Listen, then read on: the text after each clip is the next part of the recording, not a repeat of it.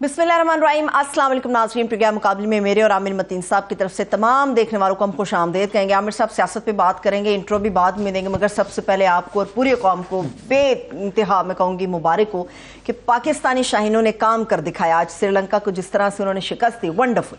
मैं तो क्रिकेट का मैच शुरू में ही ना मेरा दिल बड़ा कमज़ोर है और मुझे कन्फेस करना पड़ेगा कि मेरा नहीं ख्याल था कि आज हम जीतेंगे। जो शुरू में एकदम सूरत हाल थी, मगर पहले तो है कि बहुत ही मुबारक, ना सिर्फ कि हम जीते हैं, एक स्टाइल से जीते हैं। 345 का हिस्टोरिक रिकॉर्ड बनाया है कि आज तक वर्ल्ड कप की हिस्ट्री में किसी ने 345 का चेज नहीं किया था। बाद में खेल के इतना बड़ा टारगेट कभी अचीव नहीं किया था। ना सिर्फ जीते हैं मगर बड़ी शान से जीते हैं। और अब्दुल्ला शफीक ने तो दिल को ठंडक डाल दी है। और साथ में ऑफ कोर्स जो है रिजवान ने भी 131 जो है नॉट आउट है और ज़बरदस्त किस्म की बैटिंग हुई है।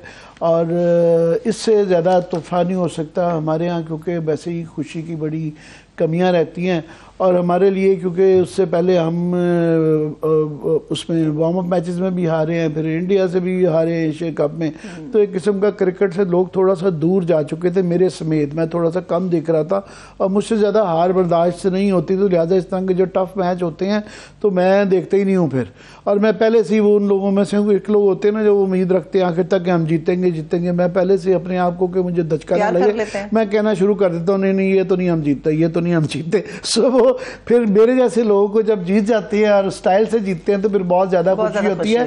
पर मैं ये ज़रूर ऐड कर दूं कि मुझे मौका मिलता रहा है कि मेरा ख़ानदान का एक हिस्सा श्रीनगर में है, तो मुझे एक दफ़ा श्रीनगर जाने का इत्तेफाक हुआ, तो मैंने उनसे ऐसे ही काफ़ी दो रिश्तेदार इकट्ठे हो गए, तो मैं कहा जी आप पाकिस्तान के मतलब बातें शुरू की। मैं कहा आप क्या हमारे से चाहते हैं, क्या हम आपके लिए क्या कर सकते हैं।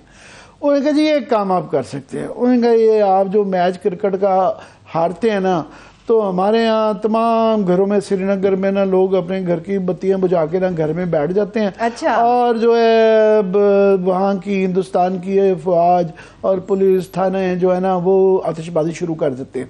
और जो ही अगर पाकिस्तान जीते तो पूरे श्रीनगर में एक ईद का समा होता है और फिर वो लोग अपनी बत्तियां बुझा देते हैं। तो आप खुदा के लिए आप मैच ना हारा करें ताकि हमारे घर और दिल दोनों रोशन रहें। सो मेरे ज़हन में हमेशा श्रीनगर के लोग आते हैं कि उनका क्या हाल होगा, मगर आज श्रीनगर क्या, पाकिस्तान की कश्मीर क्या, पूरा पाकिस्तान क्या, जहाँ जहाँ दुनिया भर में पाकिस्तानी है।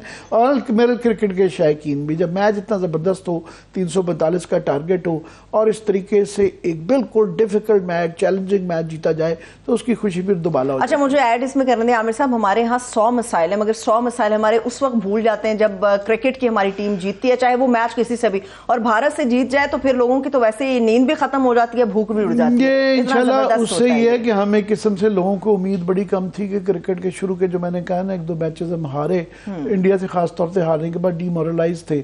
और वैसे ही पाकिस्तान में जो इस वक्त मुआशी सियासी कॉन्स्टिट्यूशनल अदालतें और ये लड़ाइयाँ चल रही हैं, तो लोगों के पास खुशियाँ वैसे ही बदे। पाकिस्तान में जो क्रिकेट है और हमारे एंटरटेनमेंट की कमी, क्रिकेट इज़ लाइफ, क्रिकेट ही सब कुछ है। क्रिकेट के अंदर इस तरह की अच्छी खबरें आना वैसे ही अच्छी बात है।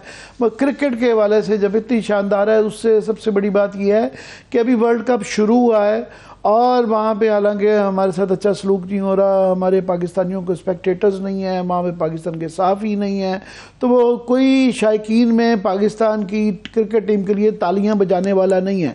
वो एक बड़े हॉस्टाइल एनवायरनमेंट में खेल रहे हैं। हमारी वो बेचारी ज़ैनब अब्बास को जिस तरीके से वहाँ से उन्होंने निकाला, एक बिल्कुल एक घटियापन का मुजाहरा किया है।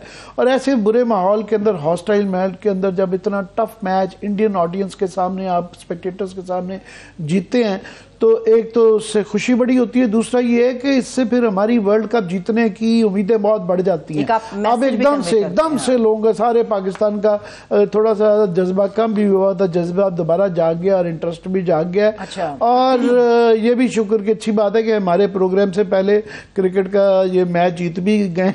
हमारा मूड ही हो गया, वरना कोई आजकल जब मैच चल रहा हो तो कोई भी न्यूज़ के अंदर ये मनफी किस्म की खबरें कोई सुनने में इंटरेस्टेड नहीं होता। तबसरा भी बिल्कुल कोई दिलचस्पी नहीं रखता।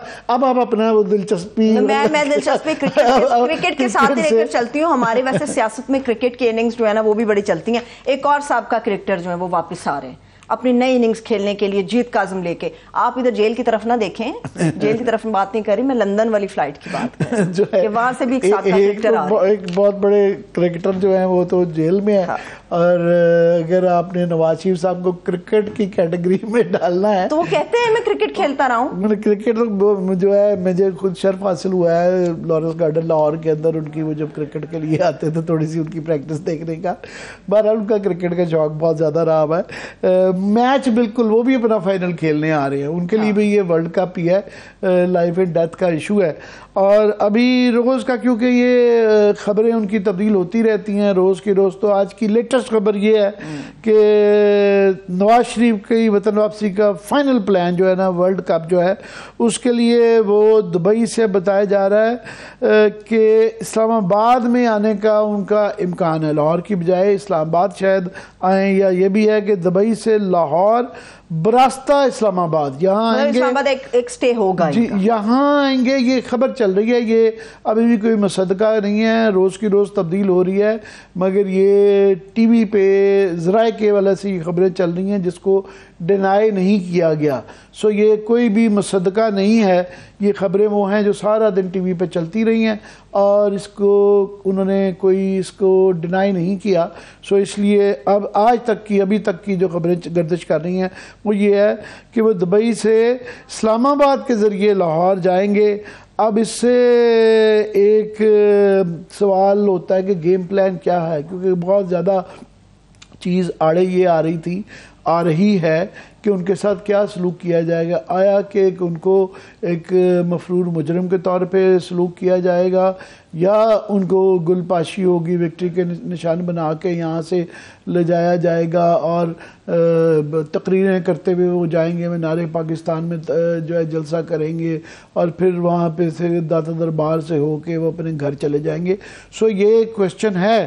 اس کے اوپر جو ہے میں ایک اور سوال آپ سے کر رہی تھی, جو گیم پلان ہے وہ تو دبئی میں 3 دن کے قیام کی جو باتیں ہیں وہاں پہ گیم پلان کو حتمی شکل نہیں دے دی جائے گی, اسلام آباد کیا کرنا ہے؟ ابھی اسی لیے میں نے کہا یہ حتمی نہیں ہے, یہ ذرائع کے حوالے سے چل رہی ہیں, جب ہوگا تب ہوگا.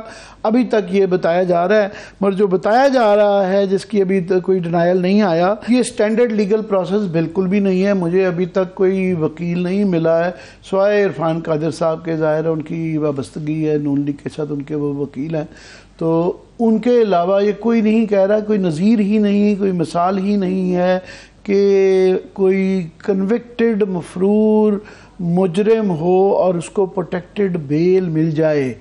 یہ جو کہہ رہے ہیں کہ پہلے بھی ملتی رہی ہیں, جیسے کہ ساگ ڈار صاحب کو ملتی رہی ہے, یا حمزہ شہباز شریف کو ملی, شہباز شریف صاحب کو بھی ملی, ان کو ملنے کی امکان بہت زیادہ جو پاسبلٹی تھی اس کی وجہ تھی کہ یہ ان کے انڈر ٹرائل تھے, ان کے مقدمات چل رہے تھے اور ماتحت عدالتوں میں چل رہے تھے.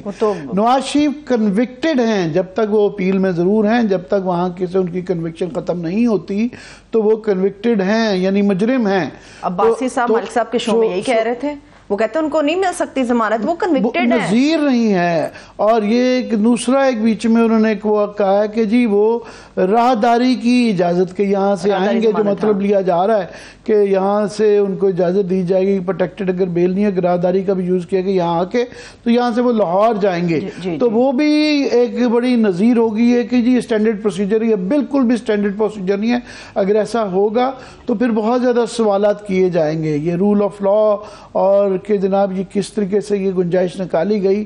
تو اس کے بعد میرا خیال ہے کہ آلریڈی اور اس طرح کے بیان دینے پہ سرفراز بگٹی صاحب کی بہت زیادہ سرزنش ہو چکی ہوئی ہے, ان کی بہت زیادہ بلکہ میں کہوں گا بلنگ ہو چکی ہے, جب انہوں نے یہ کہا تھا قانون اپنا راستہ لے گا جو قانون کے مطابق ہے. قانون کے مطابق تو ابھی تک یہی ایک نظیر ہے, یہ پتہ نہیں اس کے پیچھے اب کیا ان کا کانفیڈنس ہے.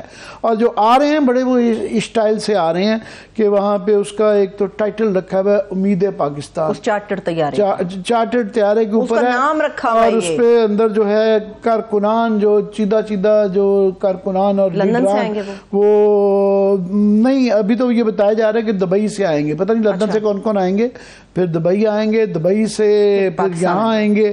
اور اس میں صحافیوں کا ایک جو ہے بہت بڑا ایک جتھا ساتھ آ رہا ہے. اب یہ بھی پتہ نہیں کس کا قرعہ نکلتا ہے, کس کو فرسٹ کلاس میں سیٹ ملتی ہے, کس کو اکانومی میں ملتی ہے, اور وہ کس طریقے سے کون کون لائے جائیں گے. ایک تو وہ یوزول ان کا ایک ہمیشہ سے کہ ہیلی کاپٹر گروپ ہوتا تھا, وہ ان کی پرانے اگر 10 سال کے نکال لیے جائیں تو 80% وہی لوگ ہوتے ہیں, تو یہاں سے وہاں بلائے جائیں گے, وہاں سے یہاں لائے جائیں گے. تو وہ ایک تو یہ بھی دیکھنا ہے کون کون سے صحافی جاتے ہیں, اور میں اس سے یہ نہیں کر رہا, اس کے اندر جو ایک پروفیشنل ریکوائرمنٹ بھی ہے, کچھ تو سارے ہی وہ ہیلی کاپٹر گروپ والے نہیں ہیں کہ ایک پروفیشنل ریکوائرمنٹ ہی. بہرحال ایک بہت بڑا پولیٹیکل ایونٹ ہے, اس کے اندر ایک خبریت ہے کہ وہ آئیں گے تو کیا کہتے ہیں, کیا باتیں ہوتی ہیں ان کے ساتھ, یہاں پہ کیا سلوک ہوتا ہے. ایک تو بالکل وہ ایک اس میں ایک جائز بات بھی ہے, مگر یہاں پہ ایک طریقہ کار نون لیگ کا خاص طور پہ رہا ہوا ہے کہ ان کا ایک ہمیشہ ایک من پسند صحافیوں کا ایک جتھا رہا ہوتا ہے, جو کہ ہر ٹور میں نواز شریف صاحب ان کو لندن, نیو یارک, ہر جگہ پہ لے کے جاتے تھے, اور ان کا کام دن رات جو ہے ان کی قوالی کرنا ہوتا تھا, اور وہ آج بھی الحمدللہ قوالیاں کرتے ہوئے نظر آ جاتے ہیں. سو وہ ایک گرینڈ سٹائل میں امید پاکستان کے نام سے یہاں آئیں گے. اور اس کے لیے ایک اور سجاد میں خبر آئی ہے کہ اس سے پہلے جو تھے نا کہ ان کے استقبال کے لیے چھوٹے چھوٹے یہ جو جس طرح شادرہ کے اندر کیا گیا چھوٹی چھوٹی جلسیاں ہو رہی تھیں, تو وہ انہوں نے ورکر کنونشن کے نام پہ چھوٹے جلسے تمام منسوخ کر دیے ہیں, کیونکہ بڑے جلسہ جس طریقے سے ایون انہوں نے بڑا بھی جو کر لیا اس کے اوپر بھی بڑے سوال آئے کہ جی وہاں پہ گڑ کے چاول اور وہ ولیمہ تھا, تو انہوں نے کہا اس سے جو ہے بلکہ وہ کرنا مینٹین کرنا بھی مشکل ہے, اور اس سے بیڈ پریس بھی زیادہ آ رہی ہے, تو لہذا وہ منسوخ کر دیا. تو اب سارا یہ بڑے بڑے جلسے کے لیے, بڑے استقبال کے لیے تیاریاں ہیں. اب جو اس کے لیے عرفان صدیقی صاحب بڑے مدبر آدمی ہیں, لکھنا بھی بڑا اچھا جانتے ہیں, انہوں نے جو لیٹسٹ اب اس کا بیانیہ بنایا ہے, نعرہ جو دیا ہے, انہوں نے کہا جی ہمارا نعرہ ان کے آنے کا امید پاکستان کے نام سے ہوگا, اور اس کا مقصد پارلیمنٹ کو عزت دو, پارلیمنٹ کی بالادستی کو تسلیم کرو, اور عوام کا حق کے راہی دہی استعمال کرو. تو بورڈ کو عزت دو کو انہوں نے کہا, اس سے بہت نیگیٹو پریس آتی ہے, منفی آ جاتی ہے, اور لوگ کہتے ہیں کہ جناب شہباز شریف صاحب نے اس کا مطلب ہی بدل دیا ہے کہ وہ پہلے ایک اس کے اندر سے اینٹی اسٹیبلشمنٹ کی بو آتی تھی کہ جناب یہ ووٹ کو عزت دو کا مطلب یہ ہے کہ وہ لوگ جو کہ عزت نہیں لے رہے, سلیکٹڈ امپورٹڈ ٹائپ کا نظام بناتے تھے, تو یہ ان کے خلاف لگتی ہے, وہ برا نہ منا جائے. تو انہوں نے کہا پارلیمنٹ کو عزت دو. اب اس کے اوپر بھی سوال آ جاتے ہیں. ایک سوال میں کر دوں پھر ہم آگے بڑھیں گے. میرا سوال یہ, آپ نے جلسے منسوخ کرنے کے حوالے سے بات کی, جلسیاں جو آپ نے کہا کہ جلسیاں واقعی جلسیاں ہی ہیں. ایک طرف عامر صاحب یہ کہہ رہے ہیں کہ بڑا شاندار استقبال ہوگا, پھر ہمیں یہ بھی پتا ہے کہ وہ کنوکٹڈ ہیں اور اس میں ضمانت اور پروٹیکٹڈ ویل کا کوئی چکر ہی نہیں ہے. کیا رانا ثناء اللہ صاحب نے کہا کہ اگر وہ ایئرپورٹ سے گرفتار ہو بھی جاتے ہیں اس کے لیے بھی ہم تیار ہیں, کیا ان لوگوں کو پتہ چل گیا گرفتاری ہوگی؟ اسی چیز کو مد نظر رکھتے ہوئے باقی کے 5 جلسے یا جلسیاں یا ورکرز کنونشن وٹ ایور جو بھی تھا وہ اس کو منسوخ کر دیا گیا ہے, کیونکہ ووٹر کو تو محترک انہی کنونشنز کے ذریعے کرنا تھا تاکہ وہ 21 کو وہاں پہ مینار پاکستان پہنچے.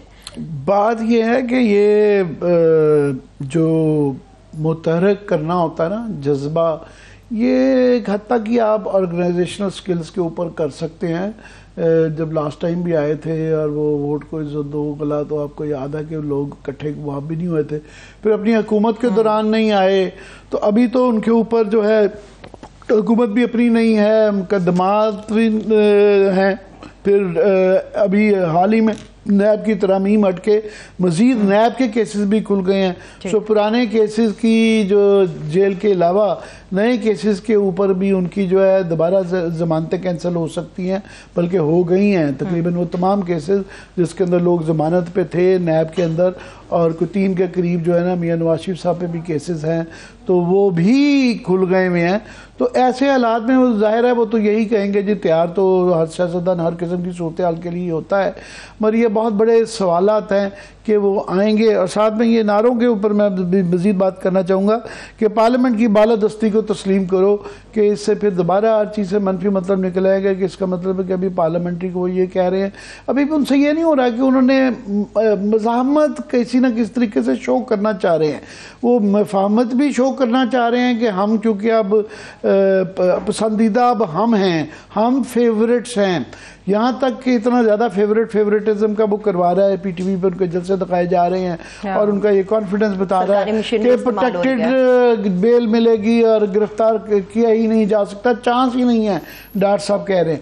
سو جب یہ کانفیڈنس آ رہا ہے تو یہ صرف ہمیں تشویش یا سوالات ہماری ذہن میں نہیں ہے, یہ ان کے ایلائز کے ہیں, فار ایگزامپل مولانا فضل الرحمان کا اگر وہ دوبارہ بھی دکھاتے ہیں، میرے خیال میں ذرا لیگل معاملے کے اوپر بھی عامر صاحب کیا خیال ہے، ذرا گفتگو ہو جائے. میں کوئکلی اس کے لاس کر دوں کہ بلاول صاحب کے بھی جو ہیں نون لیگ کے اس طریقے سے آنے سے، اور وہ ٹوٹلی کیونکہ آؤٹ ہو چکے ہیں تو ان کی بھی بالکل موڈ تبدیل ہو رہا ہے. یہاں تک کہ فضل الرحمان صاحب اب یہ کہنا شروع ہو گئے ہیں کہ پی ٹی آئی چیئرمین کو بھی بالکل آنا چاہیے. کہ بس کوئکلی یہ میں کہہ دوں کہ دوسری طرف یہ ہے کہ ان کی طرف یہ والا ایک پینڈلم سوئنگ کر رہا ہے کہ ان کے حق کے اندر کہ ان کے لیے یہ ایک راہ ہموار کی جا رہی ہے. دوسری طرف جو ہے وہاں پہ مزید جو 2 ایک رائیں تھیں وہ بھی بند ہونے کی ہے کہ الیکشن کمیشن نے اپنا فیصلے محفوظ کر لیے ہیں کہ آیا انہوں نے ان کو پارٹی چیئرمین سے ہٹانا ہے اور انتخابی نشان بلے کا لے لینا ہے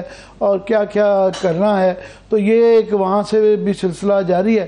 سو دیکھتے ہیں ہاؤ اٹ گوز. صحیح ہے، ٹھیک ہے. چلیے لیگل معاملے کی طرف ہی چلتے ہیں. اس وقت ثاقب بشیر 92 نیوز کے اسپیشل کورسپونڈنٹ ہیں اور سپریم کورٹ آف پاکستان کو کور کرتے ہیں پریکٹس اینڈ پروسیجر ایکٹ کے حوالے سے. انہیں کئی بار ہم زحمت دے چکے ہیں اپنے پروگرام مقابل میں. آپ کو ویلکم کرتے ہیں. تھینک یو سو مچ ثاقب بشیر. جی ثاقب کیونکہ اس کیس کو بہت زیادہ فالو کر رہے ہیں اور ان کی بڑا ایکسپیرینس بھی ہے اور بڑی مدبر بات کرتے ہیں. تو آج ثاقب جو امید کی جا رہی تھی کہ یہ فیصلہ آ جائے گا، آ نہیں سکا اور اسی بات پہ ایک بہت زیادہ ٹینشن نظر آئی مجھے. ثاقب مجھے بھی 35 سال سے زیادہ ہو گئے ہیں اور اس میں بے تحاشا بڑے چھوٹے مقدمات اور پاکستان کے تاریخی مقدمات، constitution cases, resolution of assemblies کے اوپر اٹینڈ کرنے کا موقع ملا ہے. پینما اٹینڈ کیا ہوا ہے مگر میں نے آج تک اتنی room number 1 court room number 1 کے اندر فل بینچ کے اندر کیا چھوٹے بینچ کے اندر بھی اس طرح کی ٹینشن نہیں دیکھی جو کہ آج دیکھنے میں نظر آئی. مگر یہ ہے کہ یہ آج تک جو ہم نے دیکھا کہ چیف جسٹس بھی کیونکہ ہی از مور ایکول امانگ ایکولز اور ابھی تو ساری بحث ہی اس مقدمے کی یہ ہو رہی ہے کوئی کہ یہاں پہ وہ بار بار یہ دہرایا جاتا ہے کہ جی ماسٹر آف دی راسٹر، کوئی ماسٹر نہیں ہے اور یہ بڑی کلونیل ٹرم ہے. اور یہاں پہ اس مقدمے کی جو اس وقت چل رہا ہے اس کی روح ہی یہی ہے کہ اس کو جو چیف جسٹس کے اختیارات ہیں اس کو ڈائلیوٹ کیا جانا چاہیے. سو ہمیشہ میں نے جو دیکھا ہے عقل مند چیف جسٹس حضرات جو ہیں اور بڑے بڑے چیف جسٹس جو ہیں وہ بہت پیشنس دکھاتے ہیں، مدبر رہتے ہیں اور جلدی وہ پیشنس لوز نہیں کرتے. تو آج پیشنس لوز ہوتے ہوئے تھوڑی سی مجھے یہ لگا، میں بڑا محتاط ہو کے ثاقب یہ بات کر رہا ہوں کہ چیف جسٹس بھی غالباً جلدی میں تھے کہ یہ کیس وقت بہت زیادہ ضائع ہو رہا ہے. شروع میں کہا جا رہا تھا 1 دن کے اندر، اب یہ لٹ گیا. دوسرا پھر اگر چیف جسٹس کہہ دیں تو باقی جج حضرات پھر بہت اس چیز میں وہ بھی محتاط ہوتے ہیں کہ ان کا کہنے کو بھی وزن دیا جائے. آپ اس کو کس طریقے سے آپ نے دیکھا؟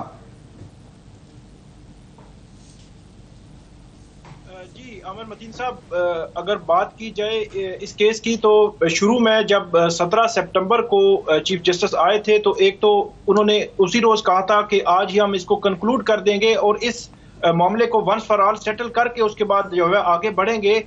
لیکن ہم دیکھ رہے ہیں کہ یہ کیس روزانہ کی بنیاد پر جو ہے وہ آگے بڑھ رہا ہے اور کل اب اس کیس کا حتمی دن بتایا جا رہا ہے کہ اٹارنی جنرل جو ہے وہ اس پر آرگومنٹس دیں گے اور اس کے بعد اس کیس کی جو فردر جو ہے فیٹ جو ہے وہ اس کیس کا فیٹ ڈیسائیڈ ہوگا. اور دوسری جو آپ بات کر رہے تھے کہ بطور چیف جسٹس جو ریگولیٹ کرنے کے حوالے سے بات ہے کہ جو بینچ کو ریگولیٹ کرنا یا ججز کو بار بار جو ہے وہ سوالات پہ خاص طور پر جسٹس منیب اختر جو ہے ان کو جو روکنا ہے، یہ ایک نیگیٹو جو تاثر ہے وہ چھوڑ رہا ہے. اور خاص طور پر ماضی میں ہم دیکھیں تو جسٹس منیب اختر یا جو اس سائڈ کے جو ججز ہیں وہ چیف جسٹس قاضی فائز صاحب کے خلاف تھے. تو اگر ان کو سریعام براہ راست پروسیڈنگ میں اس طرح جو ہے وہ میرا خیال میں سوالات کرنے سے روکنا، یہ ایک نیگیٹو امیج جو ہے وہ جا رہا ہے پبلک میں اور ایسا نہیں ہونا چاہیے. اور جو چیف جسٹس ہیں ان کو ایسے ریگولیٹ کرنا چاہیے کہ یہ تاثر نہ جائے. ایک اور بات میں کروں گا کہ کل کیونکہ یہ supreme court practice and procedure act جو ہے اس حوالے سے ایک جو چیز سامنے آئی ہے وہ بڑا کلیئر ویو ہے 15 ججز میں سے 7 جو ججز ہیں ان کا بڑا کلیئر ویو سامنے آ چکا ہے، اور بظاہر ایسے لگتا ہے کہ supreme court practice and procedure act جو ہے وہ اس کے خلاف یہ 7 ججز موجود ہیں، اور دوسری طرف کے جو ججز ہیں ان کی تعداد بظاہر کم ہے، اور 3 جو ججز ہیں ان کا جو پوائنٹ آف ویو کیا ہوگا وہ بڑا جو ہے وہ امپورٹنٹ ہوگا۔ صرف میں ایک پوائنٹ آپ کو دے دیتا ہوں کہ اس میں جو چیف جسٹس ہیں، جسٹس طارق مسعود ہیں، جسٹس منظور علی شاہ ہیں، محمد علی مظہر ہیں، اطہر من اللہ ہیں، جسٹس یحییٰ آفریدی ہیں، اور اس کے علاوہ جسٹس جمال مندوخیل، یہ 7 ججز ہیں جو پریکٹس اینڈ پروسیجر ایکٹ کے حق میں یہ ججز جو ہے وہ ان کے ویوز آ چکے ہیں، اور بظاہر ایسے لگتا ہے کہ یہ فیصلہ ان کے حق میں ہی دیں گے۔ لیکن دوسری طرف جسٹس اعجاز الحسن ہیں، جسٹس منیب اختر ہیں، مظاہر علی اکبر نقوی ہیں، اور جسٹس عائشہ ملک ہیں، یہ 4 ججز اس کے خلاف بظاہر جو ہے وہ ان کا ویو ہے، لیکن جسٹس امین الدین خان، جسٹس اظہر رضوی، جسٹس شاہد وحید اور جسٹس مسرت العالی، ان 4 ججز نے جو ویو ہے ان کا جو ہے وہ دونوں طرف کا بظاہر جو ہے وہ لگتا ہے، لیکن ان 4 جو ججز جن کا ویو دونوں طرف کا لگتا ہے، اگر ان میں سے ایک جج بھی جو ہے وہ 7 ججز کی طرف جاتا ہے تو وہ 8 ہو جائیں گے، اور 8-7 سے بھی اگر فیصلہ آئے تو جو میجارٹی ہے، جو اکثریتی فیصلہ ہے، وہ ایگزسٹ کرے گا اور وہ پریویل کرے گا، اور وہی جو ہے وہ آگے بڑھے گا۔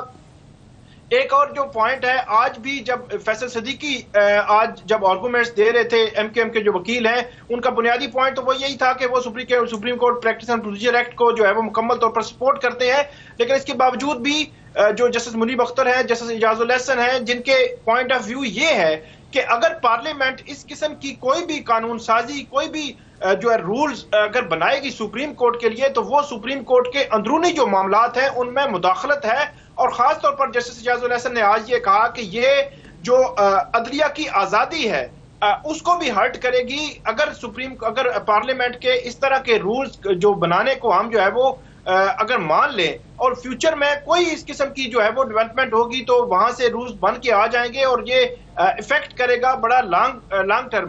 دوسری طرف جو چیف جسٹس قاضی فائز عیسیٰ ہیں، انہوں نے یہ کہا کہ ایک وجہ یہ بھی ہے ثاقب آج کیونکہ یہ سارا دن جو ہے یہ پروسیڈنگ براہ راست اس کی نشر ہوتی نہیں ہے، اور تمام لوگ میرا خیال پارٹی جس طرح کرکٹ دیکھی جاتی ہے اس طرح ہی یہ نشریات دیکھی جا رہی ہیں، اور لوگوں کے لیے میں سمجھتا ہوں بہت زیادہ اس سے آگاہی بھی بڑھ رہی ہے، اور یہ بڑی اچھی نظیر ہے۔ میں کم از کم اس کے حق میں ہوں، مگر اس کا ایٹ دا سیم ٹائم ایک نقصان یہ بھی ہے کہ اس کے بعد یہ جو تفصیلات میں آپ جا رہے ہیں، یہ کیس تھوڑا سا پیچھے رہ گیا ہے، اس کے جو آپٹکس ہیں وہ زیادہ ڈسکس ہونے لگ پڑے ہیں، کہ جو امید کی جا رہی تھی کہ یہ کافی مہینوں سے بلکہ سالوں سے آپ کہہ سکتے ہیں کہ ایک ٹینشن جو چل رہی تھی اور تقسیم نظر آ رہی تھی عدالتوں کے اندر، جس کی وجہ سے بڑے بڑے کیسز رکے ہوئے بھی تھے، یا اس کے اندر لوگ جج حضرات جو ہے بینچ سے اپنے آپ کو ریکیوز کر لیتے تھے،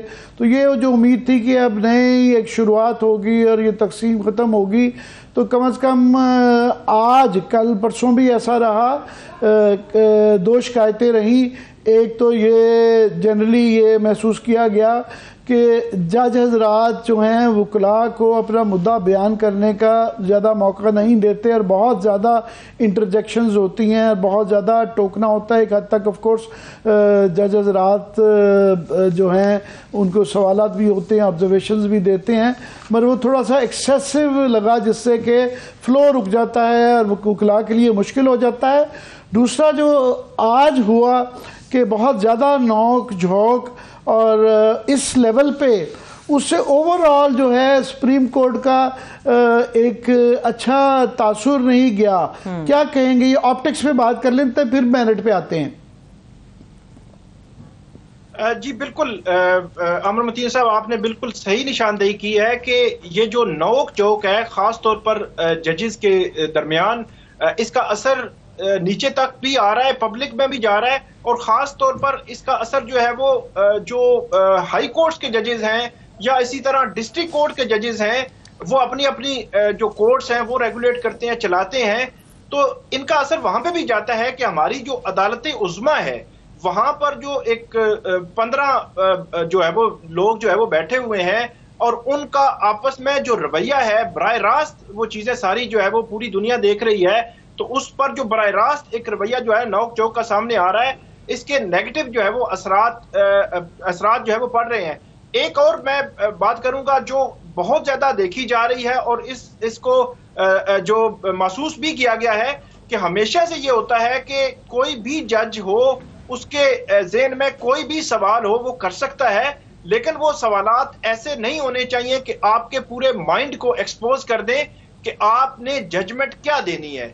تو سپریم کورٹ میں پہلے تو جو پروسیڈنگز ہوتی تھی وہ براہ راست نہیں ہوتی تھی، لیکن اب جو پروسیڈنگ براہ راست ہو رہی ہیں تو اب ہر بندہ جو ہے وہ اس چیز کو محسوس کر رہا ہے. تو یہ بڑا ایک خوفناک قسم کا اینگل ہوتا ہے کہ ججمنٹ آنے سے پہلے ہی عام لوگ بھی یہ سمجھنا شروع ہو جائیں کہ یہ ججمنٹ کیا آئے گی اور کس طرف معاملہ جا رہا ہے.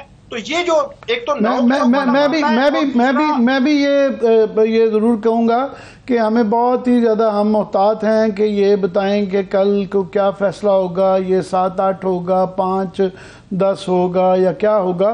زیادہ ہم یہ کہہ سکتے ہیں کہ اسی مدعے کے اوپر کیونکہ 8 جج حضرات نے پہلے اس کیس کو اسٹے دیا تھا اور کوئی 5 جج ہیں جنہوں نے اس کی بنیاد پہ کہ جب تک اس کا فیصلہ نہیں ہوا اپنے آپ کو ریکیوز کیا تھا.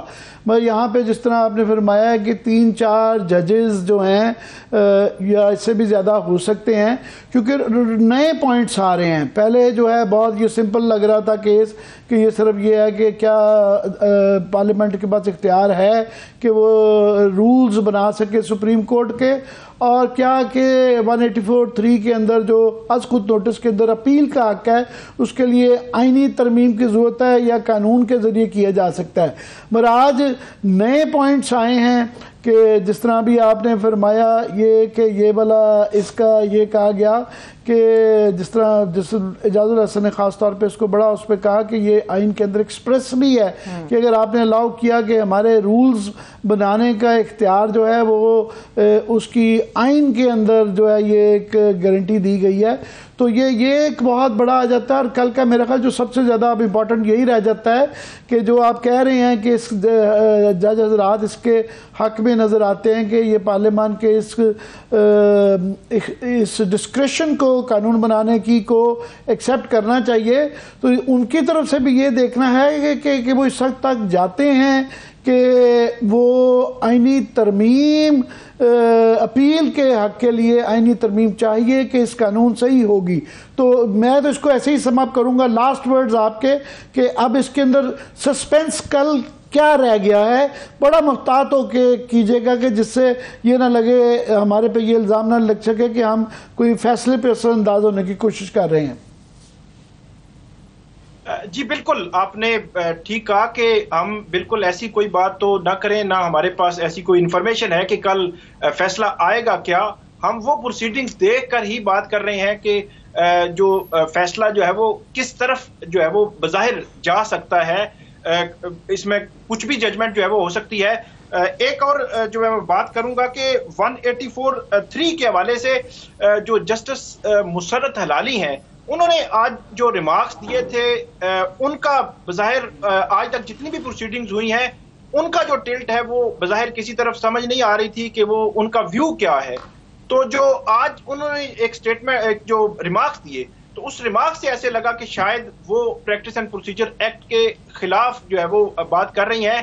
لیکن جو ججز یہ کہہ رہے ہیں کہ پارلیمنٹ کو سپریم کورٹ کے اندرونی معاملات میں مداخلت نہیں کرنی چاہیے وہ اس چیز پہ کنونس ہیں کہ جو رولز بنائے گئے ہیں پریکٹس اینڈ پروسیجر ایکٹ میں وہی رول سپریم کورٹ خود بنا سکتی ہے. اور اگر یہ کوئی ایسی صورت بن گئی کہ supreme court practice and procedure act کے خلاف درخواستیں جو ہے وہ اگر منظور ہو گئی اور وہ پریکٹس اینڈ پروسیجر ایکٹ ختم ہو گیا تو اس کے باوجود سپریم کورٹ جو ہے وہ اس حوالے سے رولز بنائے گی اور اس رولز بنانے کے حوالے سے 15 کے 15 جج جو ہے وہ بالکل بہت بہت شکریہ. وہ رولز بنانا کیا رول تو بن چکا آلریڈی ہی کہ یہ جو موجودہ بینچ ہے اس کے اندر جو ہے چیف جسٹس صاحب نے مشاورت کے ساتھ یہ بنایا گیا ہے 3 ممبر کا آلریڈی مشاورت کا بینچ تو بن چکا ہے. وہ تو رول تو آلریڈی ان پریکٹس بھی آ چکا ہوا ہے اس میں تو کوئی شک نہیں ہے. لیٹس ہوپ کہ کل دیکھتے ہیں کہ کس طرح کا فیصلہ آتا ہے اور کیا آتا ہے. بہت بہت شکریہ. تھینک یو سو مچ. چلیے ابھی بریک کی طرف اور फौरी तौर पे चलते जब ब्रेक से वापस आएंगे नाजरीन, हम जानते हैं कि पाकिस्तान की जो मईशत है इस वक्त उसका धड़न तख्ता, इसमें मुझे कोई मुज़ायका नहीं है, बिल्कुल दुरुस्त बात है, धड़न तख्ता तो उसका हुआ है। एक और नया रूल लेकर आया गया कि अगले 2 महीने तक जो हर बुध आएगा, बुध के रोज जो है वो मार्केटों को ताले लग जाएंगे। क्या इससे हमारी मईशत बेहतर हो पाएगी या मजीद नुकसान हो पाएगा? एक ब्रेक लेंगे, वापस आएंगे, बात करेंगे, हमारे साथ रहिए।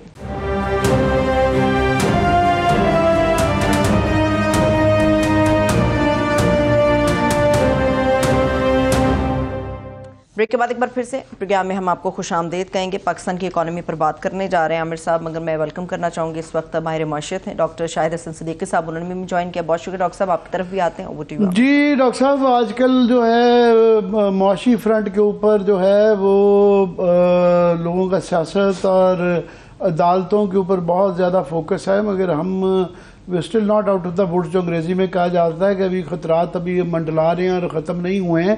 अच्छी बुरी खबरें आ रही हैं कि कुछ जो बुरी खबरों में ये है कि दुनिया के ये जो ख़ास तौर पे मिडल ईस्ट के अंदर जो जंग है, इससे पेट्रोल की कीमत जो है ना वो $3 पर बैरल मज़ीद बढ़ गई है और ज़्यादा बढ़ने का इम्कान है, जिससे कि डायरेक्टली हमारे जैसे मुल्क सफ़र करते हैं।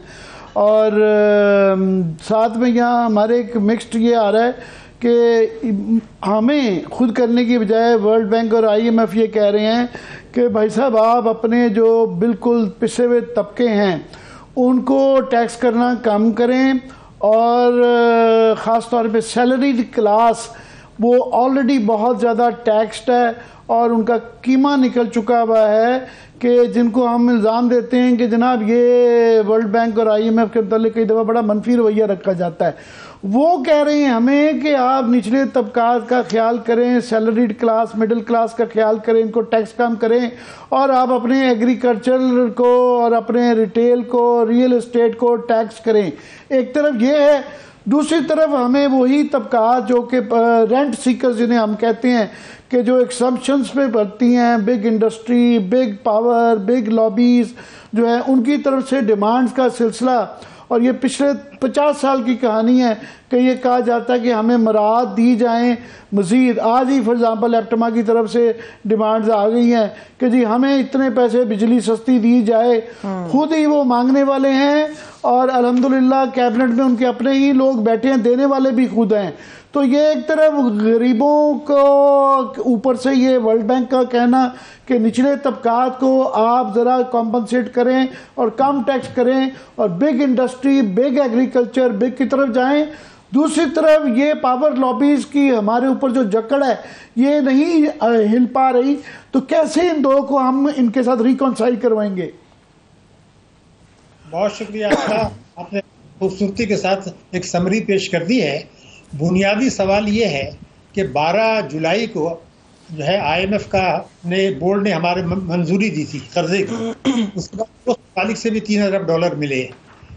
बहुत प्रोपेगेंडा था, लेकिन मैं अगर आपकी खिदमत में अर्ज़ करूं कि उसके बाद से मईशत में मज़ीद खराबियां आई हैं उन आदाद शुमार के मुताबिक हुकूमत की हैं। नंबर 1 आप लीजिए रुपए की कदर। 12 जुलाई को $1 था 276 रुपए का। उसके बाद जो है हमने देखा कि जो है क्रैक डाउन हुआ, स्मगलर्स के खिलाफ हुआ, सट्टेबाजी के खिलाफ हुआ, हुंडी हवाले के खिलाफ हुआ, मनी चेंजर्स के खिलाफ हुआ, एक्सचेंज कंपनीज के, बैंकों के खिलाफ बातचीत हुई, लेकिन और बड़ी कामयाबियों के दावे किए गए।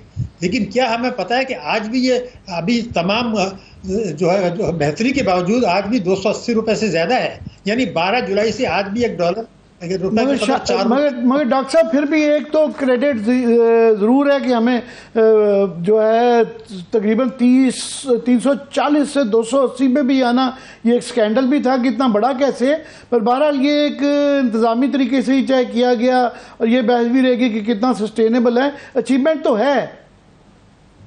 नहीं, मैं आपकी खिदमत में कर दूँ, आपने एक लफ्ज़ बोल दिया कि बड़ा वाज़ेह तौर पर नज़र आ रहा है कि ये सस्टेनेबल नहीं है। माजी में मुताबिद मरतबा आपके इल्म में है कि इस किस्म के क्रैक डाउन हुए, वो अंडरग्राउंड चले गए, उन्होंने अपना काम जो हरकतें रोक दी, लेकिन कोई इस्लाहात ऐसी नहीं कर रहे जिससे कि ये यकीन हो कि आइंदा ये नहीं होगा। नंबर 1 तो ये बात है, बिल्कुल वाज़ेह तौर पर नज़र आ रहा है कि ये दोबारा गिरेगी, इसमें मुझे कतई कभी कोई शुबा नहीं है।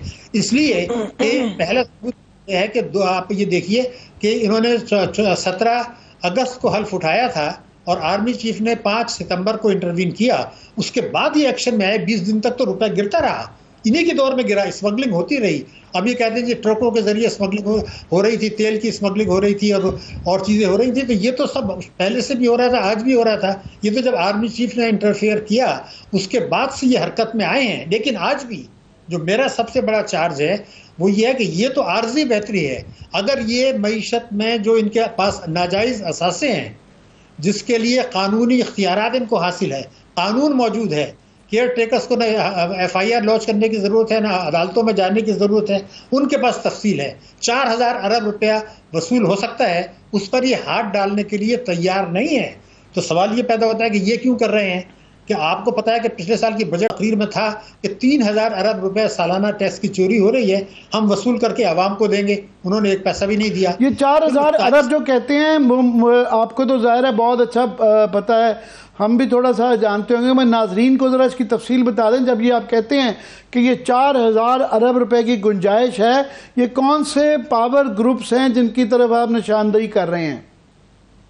دیکھیے، پہلی بات تو یہ ہے کہ جو 2019 میں جو ٹیکس ایمنسٹی آئی تھی اس کے قانون بن گیا تھا، وہ قانون آج بھی ویلڈ ہے. وہ یہ ہے کہ جو ناجائز اثاثے ملک کے اندر موجود ہیں، جنہوں نے ایمنسٹی سے فائدہ نہیں اٹھایا، ان کے اثاثے ضبط کر لیے جائیں گے، ان کی جائیدادیں ضبط کر لی جائیں گی. یعنی جو دوسری پراپرٹیز جو ہیں جو پلیج نہیں ہے وہ بھی ضبط کر لی جائیں گی، اور 7 سال جو ہے 7 سال کے لیے جیل ہوگی.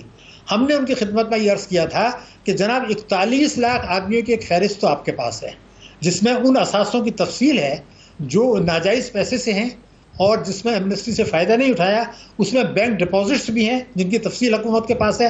اس میں قومی بچت اسکیموں میں جو پیسہ لگایا اس کی تفصیل بھی ہے. اس میں پاکستان انویسٹمنٹ بانڈس بھی ہیں، اس میں ٹریجری بلس بھی ہیں، اس میں پراپرٹی بھی ہیں، اس میں گاڑیاں بھی ہیں. ساری تفصیل موجود ہے. آپ ایک خط لکھ کے وہ پیسہ وہاں سے وصول کر سکتے ہیں قانون کے تحت، مگر اس پر ہاتھ نہیں ڈالا جا رہا. تو پہلا سوال تو یہ کہ 41 لاکھ آدمیوں کا جو لسٹ ہے، اس وقت FBR نے یہ کہا تھا کہ یہ لوگ تو جب سفر کرتے ہیں بیرونی تو کون سے رنگ کی قمیص پہنتے ہیں، ہمیں تو وہ بھی پتہ ہے. تو وہ یہ بھی کہا تھا کہ میں ڈاکٹر صاحب آپ یہ کہہ رہے ہیں، پہلے تو ویسے میں بھی آپ کی جو قمیض کی ہمیشہ بڑا معترف ہوتا ہوں، بہت اعلیٰ قسم کی آپ قمیضیں پہنتے ہیں. مگر اس قمیض کے ساتھ آپ 2 باتیں آپ نے بڑی اہم کی ہیں. ایک آپ نے یہ کہا ہے کہ بڑی چلے اچھی اچیومنٹ ہے کہ ڈالر کو اتنا نیچے 50-60 روپے سے زیادہ بھی نیچے آپ لے آئے. تو اس کو اگر آپ چاہتے ہیں کہ سسٹینیبل ہو تو ساتھ میں ریفارمز چاہیے آپ کو ڈراسٹک قسم کے، تاکہ یہ مینٹین کیا جا سکتے. پہلی بات. دوسری آپ نے یہ کہی ہے بات کہ یہ 4000 کا یہ آپ جب ان لوگوں کو ہاتھ ڈال رہے ہیں، اسمگلروں کو اور یہ کرنسی کے مافیاز کو، تو یہ بڑے بڑے مگر مچھ جو ہیں جن کی قانون کے اندر بھی گنجائش ہے، اور جنہوں نے ایمنسٹی والے تو خیر ان کو بھی پکڑنا چاہیے کسی والے سے، مگر جنہوں نے نہیں لی اور جن کا قانون موجود ہے اسی قانون کے تحت ان کو ہاتھ ڈالیں گے تو یہ پیسہ نکل سکتا ہے. یہ میں خود صحیح کر رہا ہوں آپ کی دونوں باتیں؟ جی آپ نے بالکل صحیح فرمایا. صرف فرق میں جو اضافہ کرنا چاہتا ہوں جو میں نے نہیں کہا تھا کہ یہ جو آپ وصول کریں گے یہ پرماننٹ ہوگا، کیونکہ معیشت دستاویزی ہو جائے گی اور آپ کو آئندہ بھی ملتا رہے گا. یہ جو کچھ ہو رہا ہے میرا اپنا اب بھی یہ خیال ہے، میں کہنا نہیں چاہتا، فگر نہیں دوں گا، مگر جنوری میں آپ دیکھیں گے کہ یہ سسٹینیبل نہیں رہے گا. کیونکہ میں آپ کی خدمت میں عرض کروں میں کیوں کہہ رہا ہوں. دیکھیے ہمارے پاس جو اعداد و شمار حکومت کے ہیں، ہماری جو ریمیٹنسز ہیں ابھی اس مالی سال میں جولائی سے سپٹمبر تک پچھلے سال کی اسی مدت سے 1.6 ارب ڈالر کی کمی ہماری ریمیٹنسز میں ہو چکی ہے. 2 مہینے میں ہماری برآمدات میں 400 ملین ڈالر کی کمی ہو چکی ہے، تو 2 ارب ڈالر تو یہ ہو گئے. ابھی ہماری امپورٹس بڑھنی ہے، ہمارا تجارتی خسارہ بڑھنا ہے، کیونکہ ابھی تو امپورٹس رکی ہوئی تھی. آپ کے علم میں ہے 25 ارب ڈالر کی امپورٹس پچھلے سال رکی ہوئی تھی، اب وہ ساری شروع ہوں گی. ہم نے ڈاکٹر صاحب آج ہمارے پاس کیونکہ ٹائم تھا، میں کوئکلی آپ اس کے اوپر کہہ دیں کہ ایک طرف آج جو ہے گورنمنٹ کی طرف سے جو ہے فواد حسن فواد صاحب نے یہ نجکاری کے حوالے سے بڑے وہ بالکل کسی کو شک نہیں ہے کہ یہ اسٹیل مل PIA اور یہ ان کی نجکاری وغیرہ ہونی چاہیے، مگر at the same time World Bank کی طرف سے بڑا اسٹرانگ قسم کا کرٹیک آئی ہے کہ جناب یہ آپ حکومت کمپنیوں کے اس جو ہے نا مارکیٹ کے ذریعے کرے اور یہ شفاف انداز میں کیا جائے، اور یہ پارلیمنٹ کی سپرویژن بھی انہوں نے بیچ میں ڈال ڈال دیا ہے. تو یہ کیسے ان دونوں چیزوں کو ریکنسائل کریں گے؟ ذرا کوئکلی اس پہ آپ اپنے ویوز دے دیجیے گا. ہمیں اللہ تعالیٰ کا شکر کرنا چاہیے کہ ورلڈ بینک نے اعتراض کیا. اس کی وجہ سے میں نے اس پہ پوری ریسرچ کی ہے, پورا کام کیا ہے. یہ جو ہمارے 34 برسوں میں جو نجکاری کا ہے, یہ خسارے کا سودا رہا ہے, نقصان کا سودا رہا ہے. پہلے تو یہ کہا گیا تھا کہ اس سے قرضے اتارے جائیں گے, وہ بھی کم نہیں ہوئے اور قرضے بڑھتے رہے. اس میں متعدد ادارے بند ہو گئے. آپ یہ دیکھیے کہ KSC میں ہمیں آج تک پیسہ نہیں ملا, انہوں نے اپنے چارجز بڑھا دیے, PTCL نے بڑھا دیے. نجکاری کا عمل پاکستان میں خسارے کا ہے. اور ہمیں یہ بھی نہیں بھولنا چاہیے کہ اس وقت نیو گریڈ گیم چل رہا ہے. جو آپ غیر ملکیوں کو بیچیں گے, اگر وہ اپنے حصے سے آگے فروخت کر دے تو وہ تو کسی یہودی یا ہندو کے پاس چلے جائیں گے. صاحب بہت شکریہ. معذرت میرے پاس وقت بالکل نہیں ہے, انشاءاللہ پھر آپ کو زحمت دیں گے. ابھی فوری طور پہ ایک بریک لیتے ہیں, بریک سے واپس آئیں گے. فلسطین اسرائیل کشیدگی کے اوپر بات کریں گے. ہمارے ساتھ رہیے.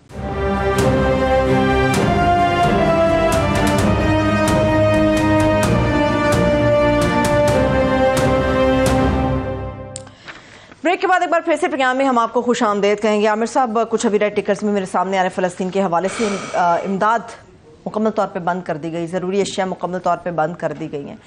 کیسے سروائیول ہوگا, کس طرف ہم جا رہے ہیں, کیا نتائج اس کے برآمد ہوں گے؟ جی یہ اسی لیے یہ ہر آئے دن یہ بڑھتا جا رہا ہے, اور یہ دن بدن جو ہے یہ دیکھ لیں, یہ جو منظر رہا ہے سارا دن لوگ چلتے جا رہے ہیں. جس طرح 9/11 کی اگین اینڈ اگین لوگ وہ دیکھتے جاتے تھے, تو یہ بھی دیکھتے جا رہے ہیں, اور یہ لائیو چل رہا ہے اور یہ تھرو آؤٹ یہ چل رہے ہیں. فار ایگزامپل آج کے جو اب لیٹسٹ فگرز ہیں کہ یہ طوفان الاقصی آپریشن جو حماس کا تھا, ان کے اسرائیلیوں نے 1000 کی کیجولٹی نمبر بڑھتے جا رہے ہیں. اسرائیلیوں کی طرف سے 1000 کا فگر آ گیا ہے, اور فلسطین کی طرف سے 850 کا 830 کا فگر آ گیا ہے.